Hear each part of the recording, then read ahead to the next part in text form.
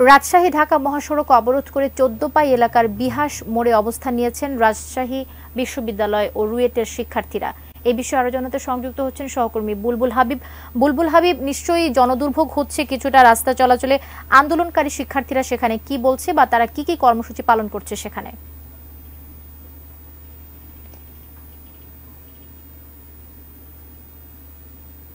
কবিতা, আসলে দুপুর 12টা থেকে রাজশাহী বিশ্ববিদ্যালয়ের শিক্ষার্থীরা এই রাজশাহী যে ঢাকা মহাসড়ক রয়েছে সেই মহাসড়ক অবরোধ করে কিন্তু তারা তাদের বিক্ষোভ কর্মসূচি সেটা চালিয়ে যাচ্ছেন। তবে এখন তারা অবস্থান নিয়েছেন বিহাসের সামনে। রাজশাহী বিশ্ববিদ্যালয়ের যে মেইন গেট ছিল সেখানে অবস্থান নেওয়ার পরে সেখান থেকে তারা মিছিল নিয়ে এই বিহাসের এখানে অবস্থান নিয়েছেন এবং সেখানে একটা থেকে কিন্তু এখন পর্যন্ত তারা এই শহরের প্রবেশ মুখে কিন্তু অবস্থান নিয়ে আছেন এবং এখানে কিন্তু কোনো ধরনের যানবাহন চলাচল করছে না এবং শিক্ষার্থীরা তাদের স্লোগানের মধ্য দিয়ে কিন্তু তাদের যে দাবি দেওয়া সেই দাবি দেওয়াগুলো উপস্থাপন করছেন এবং তারা বলছেন যে আসলে কোটা পদ্ধতির সংস্কার চাই।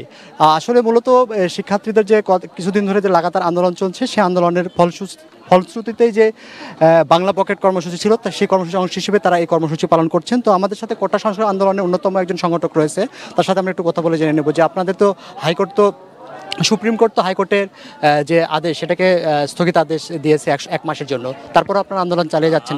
আমাদের হাইকোর্টের সাথে কোনো প্রত্যাশাও নাই, খবরের জায়গাও নেই।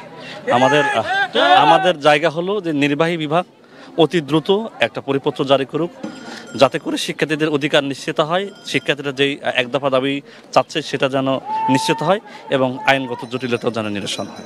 ধন্যবাদ। তো আসলে শিক্ষার্থীদের আন্দোলনটা তারা এখনও আরও চালিয়ে যাবে এমনটি কিন্তু তারা আমাদেরকে জানিয়েছে। তো কবিতা, এই ছিল এখান থেকে শিক্ষার্থীরা যে আন্দোলন করছে তার খবর।